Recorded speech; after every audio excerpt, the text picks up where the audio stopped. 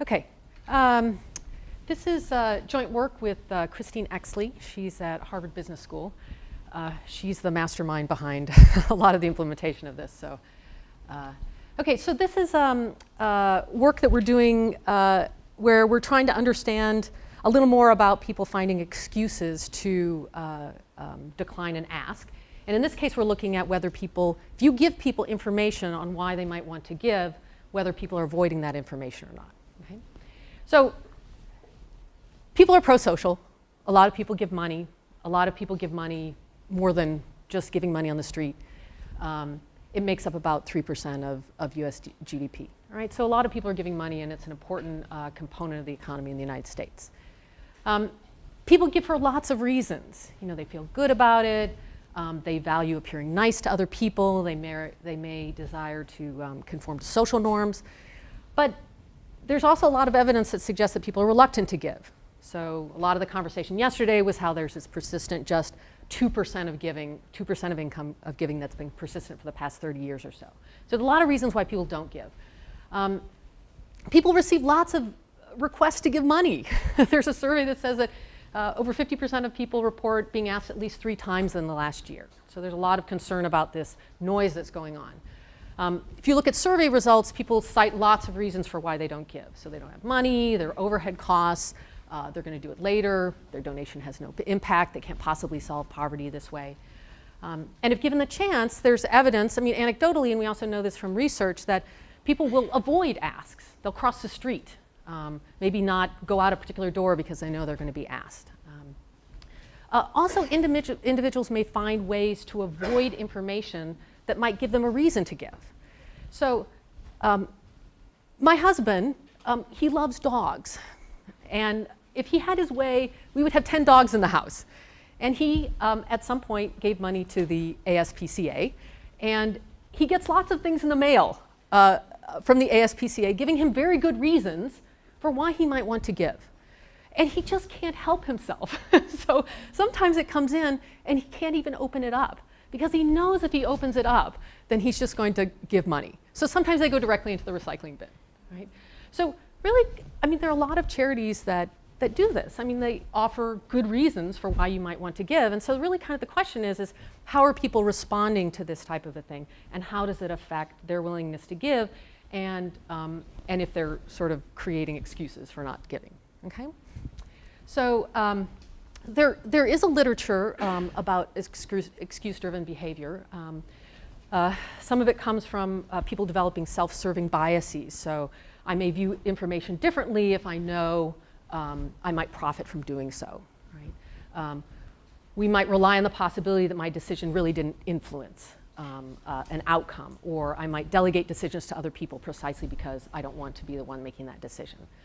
Often we avoid learning how our decisions affect others, or avoid even these giving decisions, so crossing the street or not going in a particular door. So in this project, we're asking, can we observe these excuse-driven behavior absent these provided excuses that we've seen previously, such as the potential of a lower charity payoff?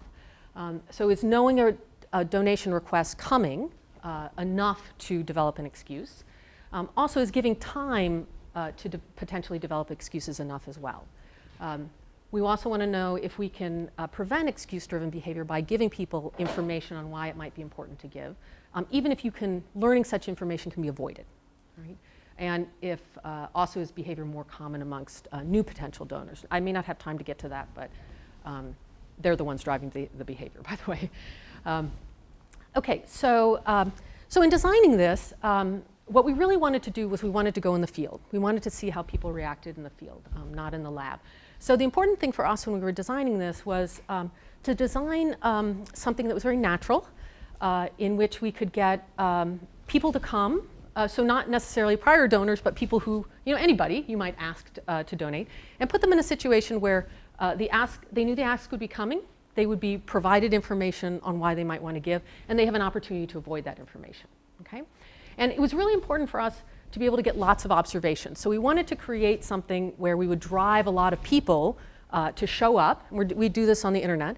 Drive a lot of people to show up, and they go through a procedure, and they're exposed to these different treatments where they are given information on why they might want to give and not, and so on. Okay? So what we did was we designed a voting contest. All right? So last March we ran this voting contest in the Bay Area where you vote to give wags and dollars. It was the Bay Area Animal Groups Contest, and we had several groups that agreed to participate.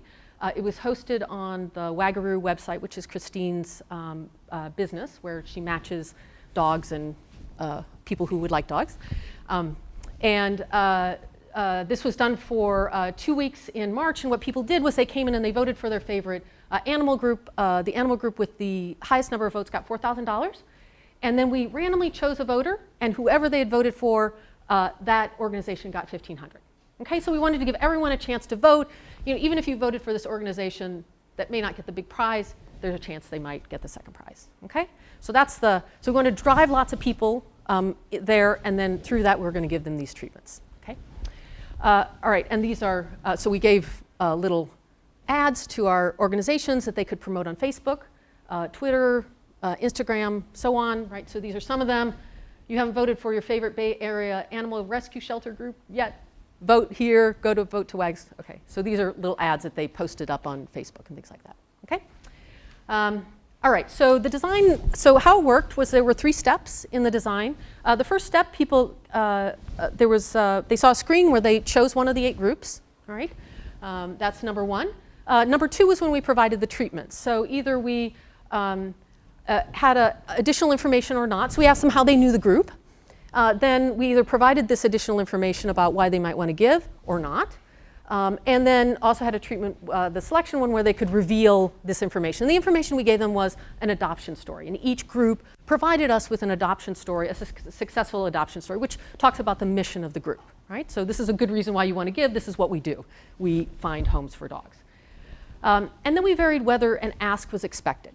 Right? And I'll show you exactly these screens so you know exactly what people are seeing. So it's in that second step where we changed a lot of things. And then the last step was just whether you chose to click through to the organization's website, the donation page, or you said, no, just register my vote, I'm done. Okay? And I'll show you that as well. Okay, here's a sample adoption story from one of our groups. So this is about Pico, who was picked up by the San Jose Animal Control after someone reported seeing him kicked in the face. He was a teeny tiny thing, weighing under just 1 pound.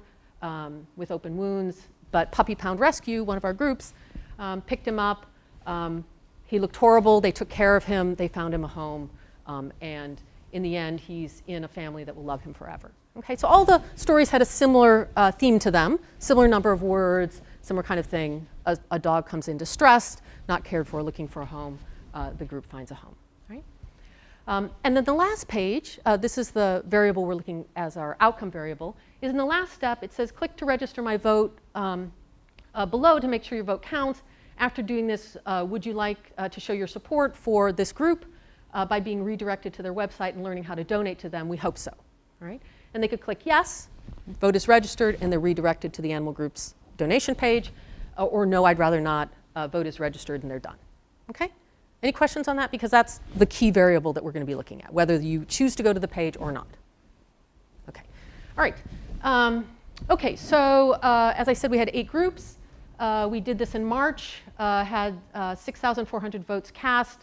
6,100 are what we're counting from unique individuals. People weren't supposed to vote twice, some did, so we just eliminated them. It doesn't matter how we cut the data, we still get the same results. Had about 1,000 groups in each of our 6 treatment cells. Winning group received 1,200 votes. About 83% of our voters are women. There's no gender differences in our data. And attrition, we had a little bit of attrition on the second page, about 4%, but there's no difference across our treatments. Okay? We asked people how they know the group they voted for. About 26, so this isn't exclusive, so 26% had adopted from the organization before, 22% had been a donor, 17 had attended an event, 15% had volunteered, 10% were users of their services, 1% were staff. And then there are a lot of other ways, and most people said things like, I liked them on Facebook. Okay, so very mild kind of interaction with the group as opposed to some of these others. We were also able to record the amount of time people spent on each page. The first page people spent about 45 seconds, the second about 25, and 11 seconds on the third page. And we'll see that this is important because the time people are spending on the second page is indicating how much time they're spending with this information on why they might want to give. Right? Okay, so this is our control treatment things. So this is the impact of expecting the ask. Right? So on the second page in our control treatment, when the ask was unexpected, you were asked to fill out how you knew the organization. Right? And then on the bottom it says, do you love this organization? Register your vote in the next step. Okay, so this is just, you don't know that the next step you're going to be asked if you want to be redirected or not, okay? If the ask is expected, the only thing we changed was it was not circled like this on the actual page. It's just for you guys.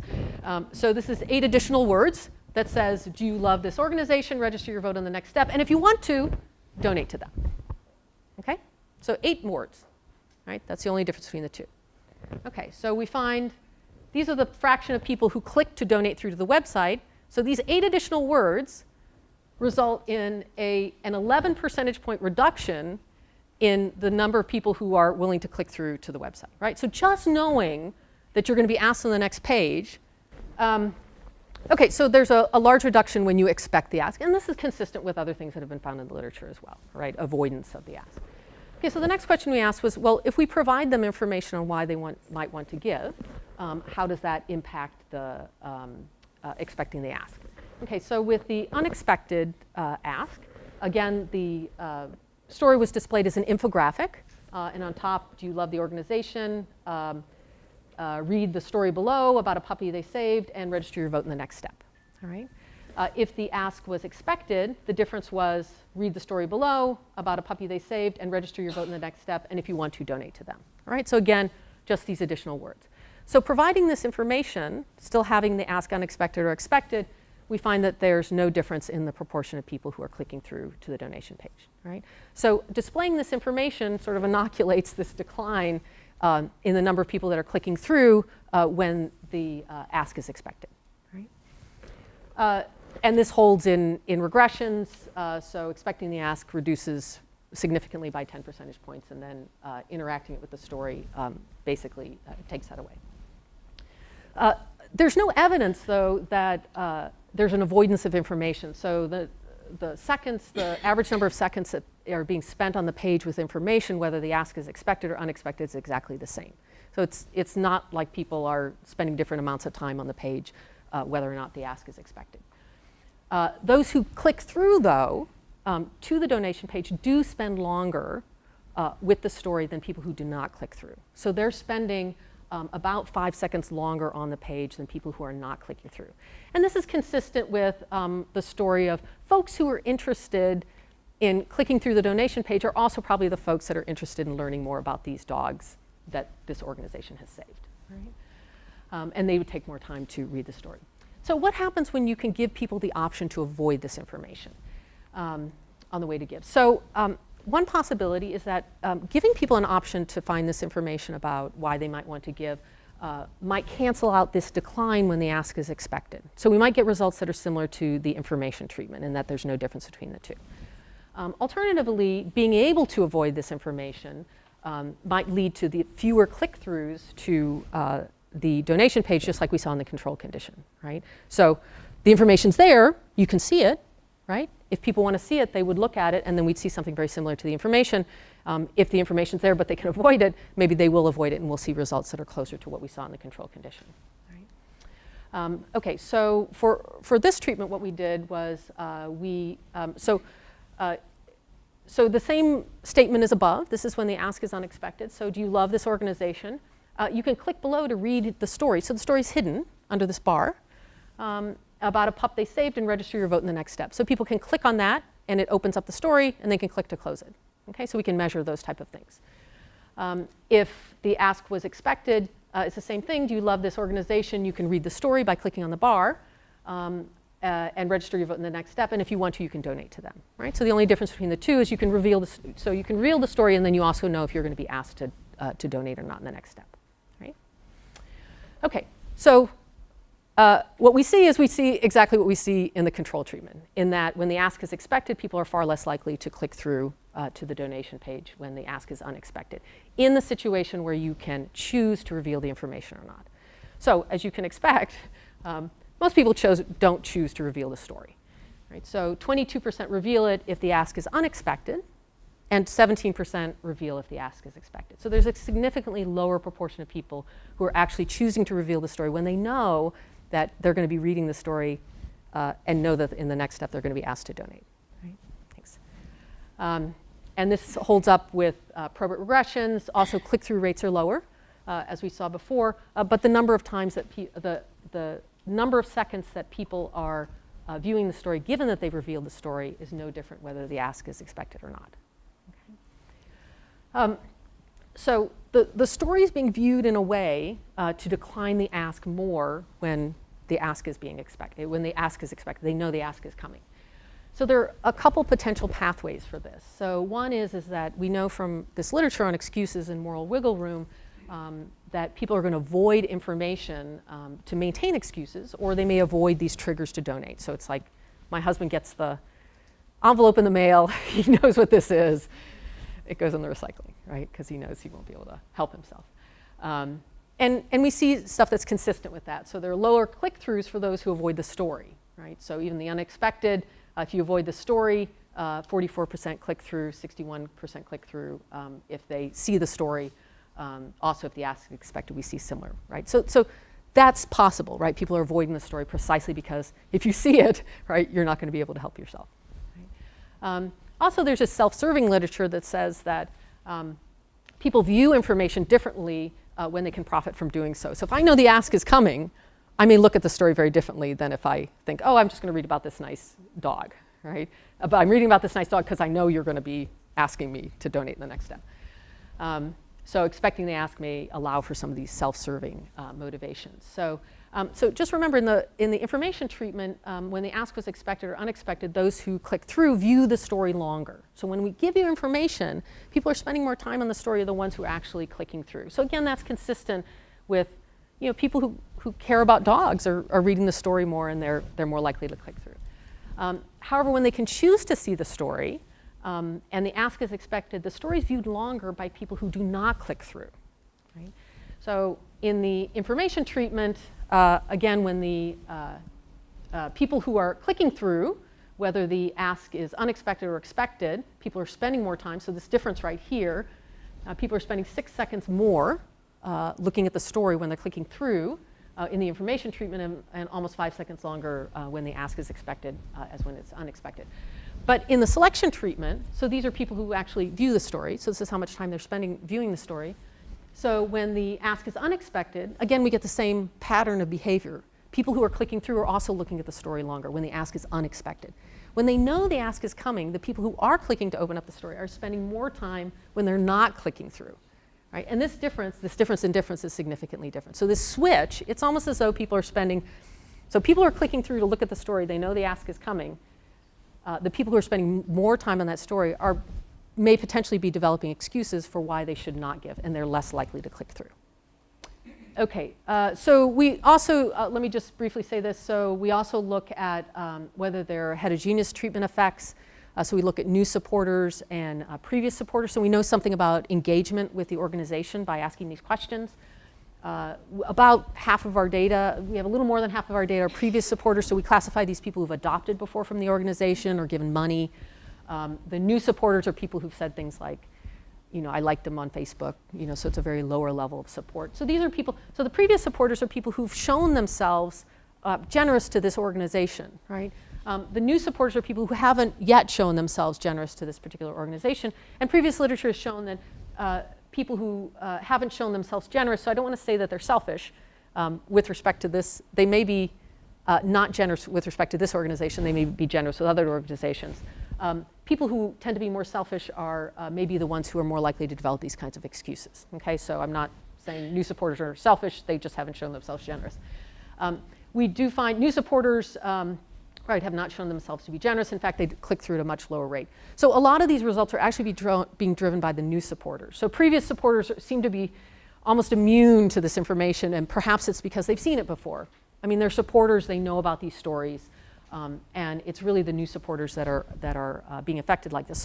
So in terms of charities, so let me get to that. So in summary, so expecting the ask is leading to fewer click-throughs.